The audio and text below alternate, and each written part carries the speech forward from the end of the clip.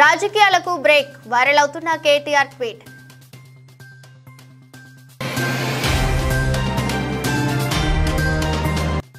జనవరి నుంచి జనంలోకి జగన్ క్షేత్రస్థాయి పర్యటనలకు యాక్షన్ ప్లాన్ రెడీ చేస్తున్న బృందం.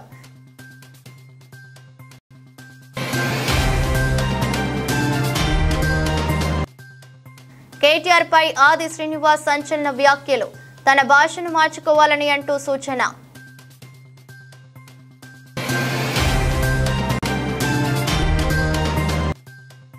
డ్రగ్స్ నియంత్రణపై అల్లు అర్జున్ వీడియోపై స్పందించిన రేవంత్ రెడ్డి, రిప్లై ఇచ్చిన అల్లు అర్జున్.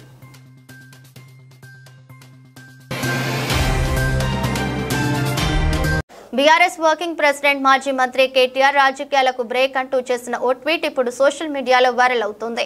అయితే పూర్తిగా బ్రేక్ కాదులేండి, కొన్ని రోజులు విశ్రాంతి తీసుకుంటున్నట్టు కేటీఆర్ తెలిపారు. తాను రిఫ్రెష్ అవ్వాలనుకుంటున్నానని, అందుకే కొన్ని రోజుల పాటు ఈ రాజకీయ కార్యక్రమాలన్నిటికీ దూరంగా ఉండాలనుకుంటున్నట్లు కేటీఆర్ తన ట్వీట్ లో పేర్కొన్నారు. అయితే తాను పాలిటిక్స్ లో యాక్టివ్ గా లేను కదా అని తన రాజకీయ ప్రత్యర్థులు తనను ఎక్కువగా మిస్ అవ్వరని అనుకుంటున్నానంటూ కేటీఆర్ చమత్కరించారు. ఈ ట్వీట్ కు ఓ స్మైలింగ్ ఇమోజీని కూడా జోడించారు. ప్రస్తుతం కేటీఆర్ ట్వీట్ సోషల్ మీడియాలో వైరల్ అవుతుండగా దీనిపై బీఆర్ఎస్ శ్రేణులు తమదైన శైలిలో స్పందిస్తున్నారు.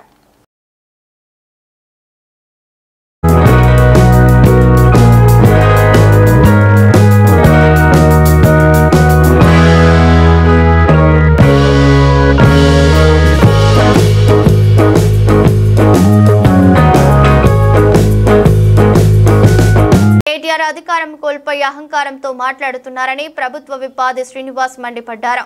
కలెక్టర్ను పట్టుకుని కాంగ్రెస్ కార్యకర్త అంటారా అని ధ్వజమెత్తారు. కలెక్టర్లను సన్మానే అంటారా అని ఫైర్ అయ్యారు. అధికారులను తిట్టడం, బెదిరించడం ఏంటని ప్రశ్నించారు. సిఎల్పి మీడియా సెంటర్లో ప్రభుత్వ విప్ ఆది శ్రీనివాస్ మాట్లాడుతూ అధికారంలోకి వస్తే వడ్డీతో సహా చెల్లిస్తామని బెదిరించడం ఏంటని నిలదీశారు. బెదిరింపులకు పాల్పడుతున్న కేటీఆర్ పై పోలీస్ శాఖ చర్యలు తీసుకోవాలని కోరారు. తాను అంత మంచోడిని కాదని కేటీఆర్ అంటున్నారని, తాము కూడా అదే చెప్తున్నామని హెచ్చరించారు. అధికారులపై కేటీఆర్ చేసిన వ్యాఖ్యలను ఖండిస్తున్నామని అన్నారు. కేటీఆర్ ఇప్పటికైనా తన భాషను మార్చుకోవాలని ప్రభుత్వ విప్ ఆది శ్రీనివాస్ హెచ్చరించారు.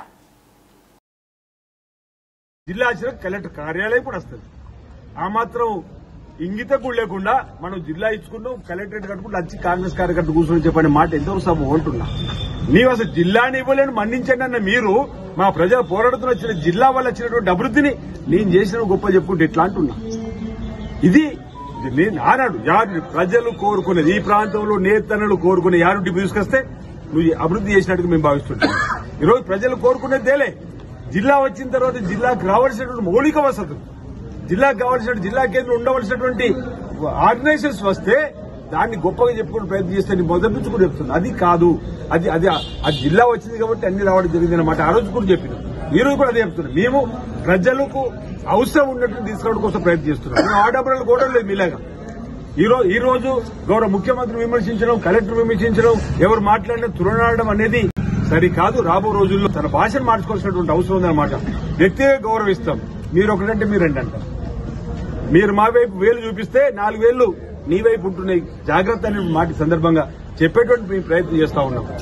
ఈరోజు వారు మాట్లాడిన మాటలు నేను నిన్న హైదరాబాద్ లో కూడా మాట్లాడేది సిఐడి పైన విచారణ జరపాల్సి, సిఐడి ద్వారా విచారణ జరిపించడానికి కూడా కోరడం జరుగుతూ ఉంది. రాబో రోజుల్లో మీరే తెలుస్తారు 9.5 సంవత్సరాల పరిపాలనలో ఏమేమి చేశారు. పేదలకు ఉపయోగపడిన భూములు ఎవరి చేతులు పోయినాయి. ఓవైపు మట్టి, ఓవైపు ఇసుక, ఓవైపు భూములు. అరే ఈ విధంగా ఓవైపు వైరస్లకు సంబంధించి కూడా ఇబ్బందికరమైన వింటా ఉన్నాం. ఈ విధంగా అవినీతి అక్రమ పాలన తెరదేపినటువంటి మీరు ఈరోజు ఈ ప్రభుత్వం ప్రజల పాలన అందిస్తుంది, ప్రజలకు ఉపయోగపడే పనులు అందిస్తుంది. సరే ఇక్కడికి వచ్చి నీ కార్యకర్తను కాపాడుకోవడానికి కూడా కూర్చొని మాట్లాడు మాకు అభ్యంతరం. కానీ నీ కార్యకర్తను కాపాడుకోవడం కోసం మా ప్రభుత్వాన్ని తిడితే మాత్రం ఇక్కడ చూస్తూ ఎవరు ఊరుకోమని చెప్తున్నారు. మేము కూడా ప్రజల నుండి వచ్చిన వాళ్ళం, ప్రజల కష్టాల సుఖం నుంచి వచ్చిన వాళ్ళం. ఎవరెవరో పిచ్చి పిచ్చి కూతలు కూస్తుంటే దానికి మీ అందరూ కూడా స్పందించవలసినటువంటి సందర్భం వచ్చినప్పుడు అవకాశం ఉంటుంది కాబట్టి చెప్పేటువంటి కార్యక్రమం సందర్భంగా చెప్తున్నాం. మేము ఎవరు వ్యక్తులకు వ్యతిరేకం కాదు, ఇక్కడ ఉన్నటువంటి మా నాయకత్వంతో కూడా ఈరోజు వ్యవస్థను సమూల మార్పులు చేయని చెప్పిన ఆలోచనతోటి జరిగిన పొరపాటు సరిదిద్దే కార్యక్రమం చేస్తే తప్పని అడుగుతున్నాం. దళితులు, గిరిజనులకు చెందవలసిన భూములు ఉన్నత వర్గాలకు చెందితే, భూమి ఉన్నోడు తిరిగి చెందితే దాన్ని సరిదిద్దడం తప్పని అడుగుతున్నాం. అందుకే సిఐడి విచారణ కోరిన. అందుకే నేను చెప్పిన ఐఏఎస్ సంఘానికి కూడా స్పందించాలని నిన్న రోజు ఐఏఎస్ సంఘం ఐపీఎస్ సంఘం కూడా స్పందించింది. దానికి కేటీఆర్ ఇప్పటివరకు సమాధానం చెప్తలేడు. ఈరోజు మన సిరిసిల్ల ప్రాంతానికి సంబంధించినటువంటి పరువు పోకుండా కూడా కాపాడాల్సిన ఆయన భాష తీరు వల్ల మన ప్రాంతానికి సంబంధించినటువంటి వాళ్ళకు కూడా ఇబ్బంది కాకుండా చూడవలసిన బాధ్యత చూసుకోవాల్సిన బాధ్యత కూడా ఆయన పైన ఉందని మాట ఈ సందర్భం చెప్తూ మీ వ్యక్తిగతంగా ఎవరిని కూడా ఏనాడు తులాడే కార్యక్రమం చేయలేవు. వైసీపీ అధినేత మాజీ ముఖ్యమంత్రి వైఎస్ జగన్ జనంలోకి వెళ్లేందుకు సన్నద్ధం అవుతున్నారు. క్షేత్రస్థాయిలో పర్యటనకు ప్లాన్ చేస్తున్నారు. సంక్రాంతి తర్వాత వారంలో 2 రోజుల పాటు జిల్లాలో పర్యటనలు చేయనున్నారు. ఈ విషయాన్ని స్వయంగా వైఎస్ జగన్ వెల్లడించారు. తాడేపల్లి క్యాంపు కార్యాలయంలో శుక్రవారం ఉమ్మడి కృష్ణా జిల్లా స్థానిక సంస్థల ప్రజాప్రతినిధులతో ఆయన సమావేశమయ్యారు. ఈ సందర్భంగా జగన్ మాట్లాడుతూ సంక్రాంతి తర్వాత పార్లమెంట్ యూనిట్ గా జిల్లాలో పర్యటిస్తానని చెప్పారు. ప్రతి బుధ గురువారం జిల్లాల్లోనే ఉంటూ కార్యకర్తలతో మమేకమవుతానని తెలిపారు. జనవరిలో పార్టీలోని వివిధ విభాగాల నియామకాలు పూర్తి చేయాలని, జిల్లా స్థాయి నుంచి మండల స్థాయి వరకు పూర్తవ్వాలని సూచించారు. గ్రామ స్థాయి నుంచి ఎమ్మెల్యే, ఎంపీ వరకు సోషల్ మీడియా అకౌంట్లు ఉండాలని, ఎక్కడ అన్యాయం జరిగినా వెంటనే వీడియో తీసి అప్లోడ్ చేయాలని జగన్ దిశానిర్దేశం చేశారు. ప్రతి ఇంట్లో దీనిపై చర్చ జరుగుతుందని అన్నారు. రాష్ట్రంలో ప్రతి వ్యవస్థ కుప్పకూలిపోయిందని ధ్వజమెత్తారు. ప్రతిపక్షంలో ఉన్నాం కాబట్టి కష్టాలు నష్టాలు ఉంటాయి, అయినా పోరాట పటిమతో ముందుకు సాగాలని క్యాడర్ కు జగన్ సూచించారు. చంద్రబాబు నాయుడు గారి ప్రభుత్వానికి మధ్య కంపారిజన్ ప్రతి ఇంట్లో కూడా వెంటనే ఇప్పటికే చర్చ మొదలైంది. మన ప్రభుత్వ హయాంలో ఎలా ఉండేది, ఈరోజు చంద్రబాబు నాయుడు గవర్నమెంట్ వచ్చిన తర్వాత ఈ 6 నెలల కాలంలో ప్రభుత్వం ఎలా పనిచేస్తూ ఉంది అన్నది ప్రతి ఇంట్లో కూడా ఇప్పటికే చర్చ మొదలైంది. మనమేమో కుటుంబం మొత్తానికి ఒకటిగా చేసి మంచి చేసినాము, మన నోట్లో నుంచి అబద్ధాలు రావడం లేదు, మనం చేయగలిగింది మాత్రమే చెబుతూ ఉన్నాము, మన నోట్లో నుంచి అబద్ధాలు రావడం లేదు. కానీ వాళ్ళేమో ప్రతి ఇంటికి పోయి ఎవడు కనపడినా సరే ఇంట్లో ఇంత పిల్లోడు కనపడితే చాలు ఆ నుంచి స్టార్ట్ అవుతుంది. ఇంట్లో 2-3 పిల్లలు నవ్వుతూ కనిపించినారంటే చాలు, నీకు 15,000, నీకు 15,000, నీకు 15,000 సంతోషం అనే మాటలు. ఇంట్లో కాస్త తల్లులు కనిపిస్తే, అమ్మలు కనిపిస్తే నీకు 18,000, నీకు 18,000, నీకు 18,000 సంతోషం అనే మాటలు కనిపించేటివి. కాస్త పెద్ద వయసులో ఉన్న ఆ ఇంట్లో ఉన్న ఆ తల్లుల అమ్మలు కానీ ఆ తల్లుల అత్తలు కానీ కనిపిస్తే, 50 ఏళ్ళు దాటిన ఆ అమ్మలు కనిపిస్తే వాళ్లకు నీకు 48,000, నీకు 48,000, నీకు 45,000 అని చెప్పేవాళ్ళం. ఆ ఇంట్లో నుంచి ఉద్యోగం ఎత్తుకే వయసులో ఉన్న పిల్లోడు ఎవడన్నా కనిపిస్తే, ఒక 20 ఏళ్ళ పిల్లోడు ఎవడన్నా కనిపిస్తే నీకు 36,000, నీకు 36,000, నీకు 36,000 అని చెప్పి. ఆ ఇంట్లో నుంచి రైతు బయటకు వస్తే నీకు 20,000, నీకు 20,000, నీకు 20,000 అని చెప్పే పరిస్థితి. నిజంగా ప్రతి ఇంటికి వెళ్ళి ఈ మాదిరిగా ప్రతి ఇంట్లో ఉన్న ప్రతి ఒక్కరిని చూసి ఏ ఒక్కరూ మిస్ కాకుండా ఇవన్నీ జరగబోతున్నాయి చంద్రబాబు నాయుడు ముఖ్యమంత్రి అయిన వెంటనే అని చెప్పి ప్రలోభాలు పెట్టిన నేపథ్యం ప్రస్ఫుటంగా కనిపిస్తూ ఉన్న పరిస్థితిలో కూడా నా దగ్గరికి వచ్చి చాలామంది కూడా చెప్పినారు, అన్న తెలుగుదేశం పార్టీ వాళ్ళు ఈ మాదిరిగా క్యాంపెయిన్ చేస్తూ ఉన్నారు, ఈ మాదిరిగా ప్రతి ఇంట్లో ఉన్న ప్రతి ఒక్కరిని కూడా చెడగొట్టే కార్యక్రమం చేస్తున్నారు, సాధ్యం కాని హామీలు అని చెప్పి సాధ్యం కావని తెలిసినా కూడా ఇస్తూ ఉన్నారు, మనం గమ్ముగా ఉంటే ఎలా అన్నా అని చెప్పి నా దగ్గరికి వచ్చి కూడా అడిగారు. కానీ అబద్ధాలు ఆడడం మన చేత కాదు. నాని ఎప్పుడప్పుడు అంటాడు, నాకున్న సమస్య లేదంటే, అన్న నీతో ఒక సమస్య ఉంది అని అంటాడు. ఏం సమస్య లేదంటే అతి నిజాయితీతనం, అతి మంచితనం, ఈ రెండు మనకున్న సమస్య. స్థాయిలోకి ఆర్గనైజ్ స్ట్రక్చర్లోకి వెళ్ళిపోవాలి, మన చేత కాదు. నాని ఎప్పుడప్పుడు అంటాడు, నాకున్న సమస్య లేదంటే, అన్న నీతో ఒక సమస్య ఉంది అని అంటాడు. ఏం సమస్య లేదంటే అతి నిజాయితీతనం, అతి మంచితనం. 6 నెలలు తిరక్క మునిపి ఈరోజు పరిస్థితి ఏమిటి అని అంటే, ప్రతి ఇంట్లో చర్చ ఏమిటి అని అంటే, జగన్ కనీసం పలావన్నా పెట్టేవాడు, చంద్రబాబు నాయుడు బిర్యానీ పెడతానన్నాడు. ఇప్పుడు తీరా చూస్తే పలావు పోయింది, బిర్యానీ కూడా పోయింది, పూర్తిగా ఏమీ లేకుండా పోయింది అనే పరిస్థితి ఈరోజు ప్రతి ఇంట్లో కూడా చర్చనీయాంశమే జరిగింది. డ్రగ్స్ నిర్మూలన కోసం నటుడు అల్లు అర్జున్ వీడియో చేయడం పట్ల తెలంగాణ ముఖ్యమంత్రి రేవంత్ రెడ్డి హర్షం వ్యక్తం చేశారు. అల్లు అర్జున్ ఆ వీడియోను చేయడం ఆనందంగా ఉందన్నారు. డ్రగ్స్ నిర్మూలనపై అవగాహన కలిగించేలా అల్లు అర్జున్ వీడియో చేశారని, ఇది ఆనందించదగ్గ విషయమని ఎక్స్ వేదికగా ప్రశంసించారు. ఆరోగ్యకరమైన రాష్ట్రం, సమాజం కోసం అందరం చేతులు కలుపుదామని పిలుపునిచ్చారు. రేవంత్ రెడ్డి ట్వీట్ కు అల్లు అర్జున్ కామెంట్ రూపంలో రిప్లై ఇచ్చారు.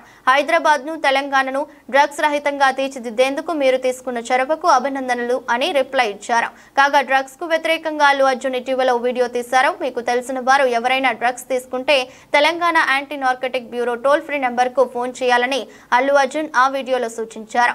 యాంటీ నార్కోటిక్ బ్యూరో వారు బాధితులను పునరావాస కేంద్రానికి తీసుకెళ్లి సాధారణ జీవన శైలిలోకి వచ్చే వరకు జాగ్రత్తగా చూసుకుంటారని, మంచి సమాజం కోసం బాధితులకు అండగా నిలబడదామంటూ వీడియో తీశారు. ఈ వీడియో నేపథ్యంలో రేవంత్ రెడ్డి ప్రశంసలు కురిపించారు. Telangana anti narcotics bureau toll free number 1908 phone చేయండి. వాళ్ళు వెంటనే డ్రగ్ అడిక్ట్స్ ని రీహాబ్ సెంటర్ తీసుకెళ్లి వాళ్ళ మామూలు మనుషులు అయ్యేంత దాకా జాగ్రత్తగా చూసుకుంటారు. ఇక్కడ గవర్నమెంట్ ఉద్దేశం వాళ్ళని పనిష్ చేయడం కాదు, వాళ్ళకి హెల్ప్ చేయడం. నెంబర్ గుర్తుంది కదా, 1908. Let's help the victims for better society. శీతాకాలంలో పొగమంచు, నేలను తాకే మేఘాలు కనిపించే అందమైన ప్రదేశం లంబసింగి. ఈ శీతాకాలంలో లంబసింగిని చూసేందుకు చాలా మంది పర్యాటకులు వస్తుంటారు. ఆంధ్రప్రదేశ్లోని విశాఖపట్నం తూర్పు కనుమలలోని ఉన్న లంబసింగి రోజు రోజుకు మంచి పర్యాటక ప్రాంతంగా గుర్తింపు పొందుతుంది. అయితే లంబసింగి అంటే కేవలం అందమైన లొకేషన్లు, మంచు కురిసే పచ్చని పర్వతాలే కాదు, అక్కడ పండే స్ట్రాబెర్రీ తోటలు కూడా ప్రత్యేక ఆకర్షణగా నిలుస్తున్నాయి. లంబసింగిలోని స్ట్రాబెర్రీ సాగు సందర్శకులను ఆకట్టుకుంటున్నాయి. స్ట్రాబెర్రీ సీజన్ నవంబర్ నాటికి ప్రారంభమవుతుంది. లంబసింగి పరిసర ప్రాంతాల్లో 5 ఎకరాల్లో స్ట్రాబెర్రీ సాగు జరుగుతుందని లంబసింగి రైతులు ఒకరైన సంతోష్ తెలిపారు. ముగ్గురు మిత్రులు కలిసి పెట్టిన స్ట్రాబెర్రీ తోట లాభాల బాటలో నడుస్తుందని అన్నారు. పండ్లను ప్రస్తుతం స్ట్రాబెర్రీ బాక్స్ 100 రూపాయలకు విక్రయిస్తున్నారు. రాబోయే కొన్ని వారాల్లో గరిష్ట పంట కోత కాలం రాబోతుంది. నవంబర్, డిసెంబర్లో ఎక్కువ మంది సందర్శకులు వస్తారని అంటున్నారు.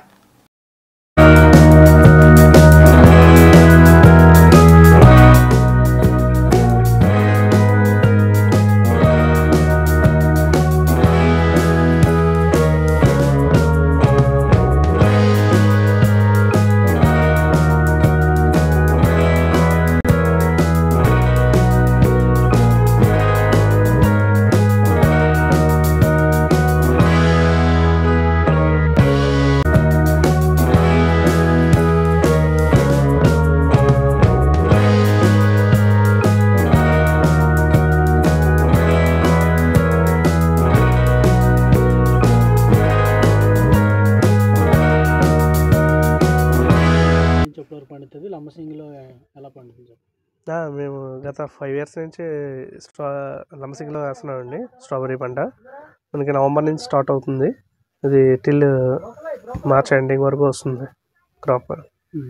ఎట్లా ఉంటుంది రెస్పాన్స్, ఎట్లా ఉంది? అందరూ వస్తుంటారు. టూరిస్ట్ టైం అయితే డిసెంబర్ అండ్ జనవరి. దాని తర్వాత అదర్ దెన్ మేము బయట పంపిస్తూ ఉంటాం అనమాట, ఎక్స్పోర్ట్ చేస్తూ ఉంటాం. ఇప్పుడైతే 100 రూపీస్కి ఇస్తున్నామండి. మనకి గ్రాడ్యువల్లీ డిక్రీజ్ అవుతూ ఉంటుంది కాస్ట్. దీంతో పాటు స్ట్రాబెరీ జామ్ ఒకటి ప్రిపేర్ చేస్తామండి, ఓన్ మేకింగ్. అది దాంట్లో హనీ అండ్ 10% షుగర్ యాడ్ చేసి మేమే సొంతంగా ప్లాన్ పెట్టి చేస్తున్నాం. దానికి మంచి రెస్పాన్స్ ఉంది. ఎప్పటి వరకు దొరుకుతుంది స్ట్రాబెరీ మన దగ్గర? అవైలబుల్ ఎప్పటి వరకు ఉంటుంది? మనకి మార్చ్ ఎండింగ్ వరకు ఉంటుంది.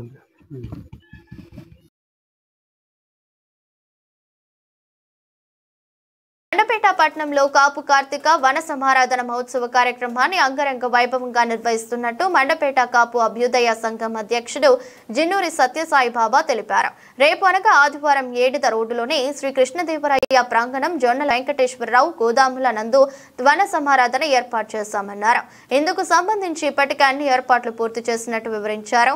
మండపేట నియోజకవర్గంలోని 3 మండలాల్లోని కాపులందరికీ ఆహ్వానం అందించినట్టు, గత 15 ఏళ్లకు పైగా మండపేట పట్టణంలో కాపు కార్తీక వన సమారాధనను దిగ్విజయంగా నిర్వహిస్తూ వస్తున్నామని ఆనవాయితీ ప్రకారం ఈ ఏడాది కూడా కాపు కార్తీక వన సమారాధనకు శ్రీకారం చుట్టామన్నారు. కాపు సోదరీమణులందరూ కుటుంబ సమేతంగా తరలివచ్చి రేపు జరగబోయే వన సమారాధన విందును స్వీకరించి విజయవంతం చేయాలని పిలుపునిచ్చారు. వన భోజనాలతో పాటు పలు సాంస్కృతిక కార్యక్రమాలు, ఆటపాటలు వంటి కార్యక్రమాలు ఏర్పాటు చేశామని, పిల్లా పాపలతో ప్రతి ఒక్కరూ పాల్గొని ఆస్వాదించాలని విజ్ఞప్తి చేశారు.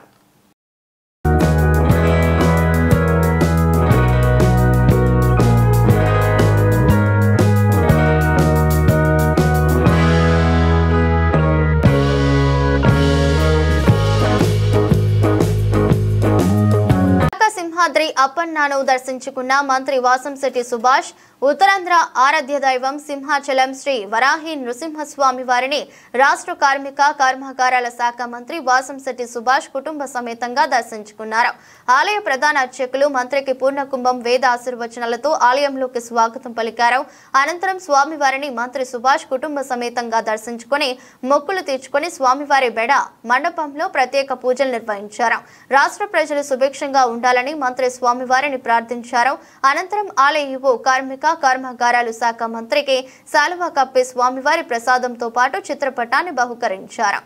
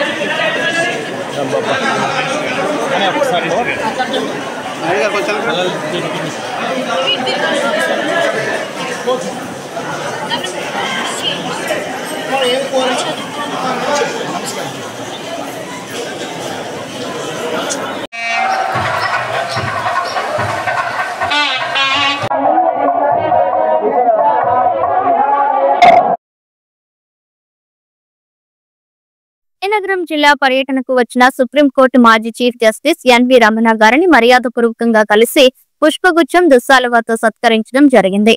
అనంతరం ఆయనతో కలిసి విజయనగరం ఇలవేల్పు శ్రీ పైడితల్లి అమ్మవారిని దర్శించుకున్నాం.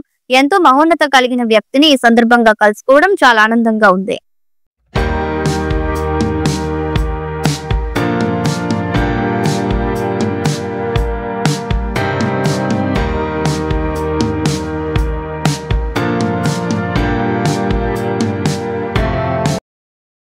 ప్రజా ప్రభుత్వం ఆధ్వర్యంలో వ్యవసాయ పండుగ కార్యక్రమం సందర్భంగా భూత్పూర్ అమిస్తాపూర్ లో గ్రౌండ్ లో ఏర్పాటు చేసిన డెమో ఎగ్జిబిషన్ కార్యక్రమాన్ని క్షుణ్ణంగా పరిశీలించిన నాగర్ కర్నూలు పార్లమెంట్ సభ్యులు డాక్టర్ మల్లు రవి మాట్లాడుతూ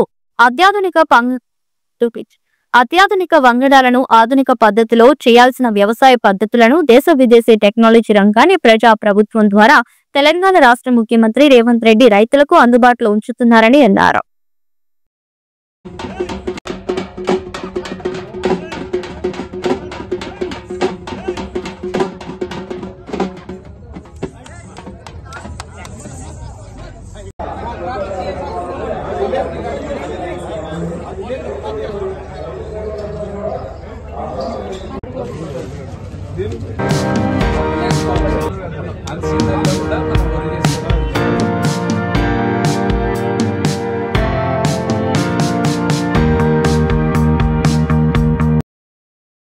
భోగాపురం జాతీయ రహదారిపై పోలిపల్లి వద్ద కారు బోల్తా పడిన సంఘటనలో నలుగురు అక్కడికక్కడ మృతి చెందారు. మృతులంతా శ్రీకాకుళం టౌన్ కి చెందిన వారిగా పోలీసులు భావిస్తున్నారు. శ్రీకాకుళం నుంచి విశాఖ వెళ్తూ ఉండగా పోలిపల్లి సమీపంలోని పెట్రోల్ బంక్ వద్ద కారు అదుపు తప్పింది. అదుపు తప్పిన కారు విశాఖ నుంచి శ్రీకాకుళం వెళ్లే రహదారిపైకి రావడంతో ఎదురుగా వస్తున్న లారీ బలంగా ఢీకొట్టింది. దీంతో కారులో ప్రయాణిస్తున్న ఒక మహిళతో పాటుగా నలుగురు అక్కడికక్కడే మృతి చెందారు. సంఘటన స్థలానికి వెంటనే పోలీసులు చేరుకుని కారులో చిక్కుకున్నటువంటి మృతదేహాలను వెలికితీశారు. పోలీసులు అందించినటువంటి వివరాల ప్రకారం శ్రీకాకుళం టౌన్ కి చెందిన గవిడి కౌశిక్, వడ్డే అభినవ్, వడ్డే మణిమాల డ్రైవర్ జేఎస్ మృతి చెందారు. అలాగే ఇందులో వడ్డే అభియాన్ మణిమాల వడ్డే అభినవ్ మణిమాల ఇద్దరు భార్యాభర్తలు కాగా కౌశిక్ అభినవ్ స్నేహితులు. విశాఖపట్నంలో జరిగే IBPS బ్యాంక్ మెయిన్ ఎగ్జామ్ కోసం స్నేహితుడు కౌశిక్ కారులోని బయలుదేరారు. ఇంతలో పోలిపల్లి వద్దకు వచ్చేసరికి టైర్ పేలటంతో ఈ ప్రమాదం జరిగిందని స్థానికులు చెబుతున్నారు. కౌశిక్ బంగారం షాపు నిర్వహిస్తూ ఉండగా అభినవ్ ల్యాబ్ ను శ్రీకాకుళం పట్టణంలో నిర్వహిస్తున్నారు. మృతి చెందిన భార్యాభర్తలకు కుమారుడుండగా కౌశిక్ కు వివాహం జరిగింది. సిఐ ప్రభాకర్, ఎస్ఐలు పాపారావు, సూర్యకుమారి సంఘటన స్థలానికి చేరుకుని మృతదేహాలను పోస్ట్ మార్టం నిమిత్తం ఆసుపత్రికి తరలించారు.